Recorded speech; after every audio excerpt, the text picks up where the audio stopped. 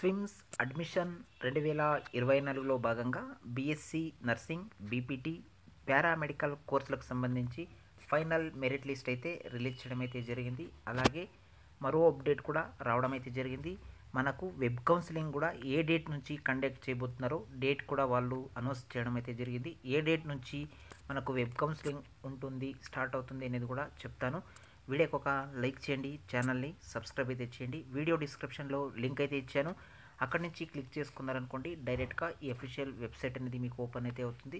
Final merit list అనే option మీద click అయితే చేయండి. ఇక్కడ చూసుకోవచ్చు, ఈ విధంగా మీకు పీడిఎఫ్ రూపంలో ఉన్నటువంటి ఫైల్ అనేది ఓపెన్ కావడం అయితే జరుగుతుంది. మీరు ఇక్కడ ఒకసారి క్లియర్గా చూసుకున్నట్టయితే మీ యొక్క డీటెయిల్స్ మొత్తం అంతా ఉంటుంది. మీ యొక్క మెరిట్ నంబర్, అలాగే SVIMS application registration number, application name, gender, AP EAMCET call ticket number, AP EAMCET rank, local area, category, type, inter group, అలాగే రిమార్క్స్ అని మొత్తం మీ పేరుకి ఎదుర్కొన్నటువంటి డీటెయిల్స్ అంతా కరెక్ట్గా ఉందా లేదా అని ఒకసారి మీరు చెక్ అయితే చేసుకోండి. అలాగే లాస్ట్లో ఉన్నటువంటి రిమార్క్ అనే ఆప్షన్ ఉంది చూడండి.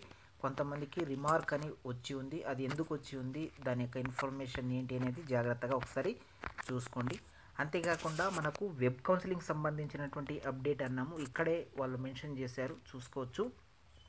ఇదే నెల ఆగస్టు 10వ తేదీ నుంచి మనకు వెబ్ కౌన్సిలింగ్ సంబంధించినటువంటి షెడ్యూల్ని కూడా అనౌన్స్ చేయడం అయితే జరిగింది. 10/8/2024 నుంచి మనకు వెబ్ కౌన్సిలింగ్ సంబంధించినటువంటి షెడ్యూల్ అనేది వాళ్ళు అనౌన్స్మెంట్ చేయడం అయితే జరిగింది. అంతేకాకుండా మీకు ఏదైనా ఇన్ఫర్మేషన్ అనేది, ఏదైనా మెసేజ్ మీరు ఏదైతే మొబైల్ నెంబర్ ఇచ్చారో ఆ మొబైల్ నెంబర్కు, అలాగే మీ యొక్క ఈమెయిల్ ఐడికు వాళ్ళు సెండ్ చేయడం అయితే జరుగుతుంది. ఒకసారి వాటిని కూడా చెక్ చేయండి ఫర్దర్ ఇన్ఫర్మేషన్ కోసం.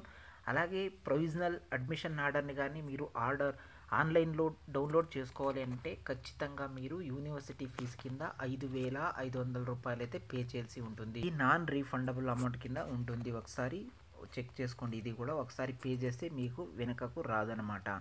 అలాగే ఎస్సీ, ఎస్టీ, బీసీ క్యాండిడేట్కి సంబంధించిన వాళ్ళు మన యొక్క క్యాస్ట్ సర్టిఫికేట్ అనేది లేటెస్ట్ అనే క్యాస్ట్ సర్టిఫికేట్ అనేది తీసుకోవాల్సి ఉంటుంది.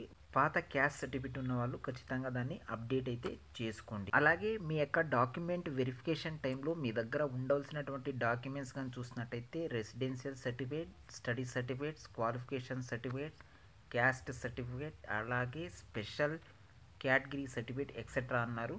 The admission is subject to production of original certificate, otherwise to the seat will be cancelled అన్నారు చూడండి. ఒకసారి జాగ్రత్తగా ఈ డాక్యుమెంట్స్ అన్ని వెరిఫికేషన్ టైంలో ఒరిజినల్ సర్టిఫికేట్ అన్ని కూడా మీరు వాళ్ళకు చూపించాల్సి ఉంటుంది, అది కూడా గుర్తుపెట్టుకోండి.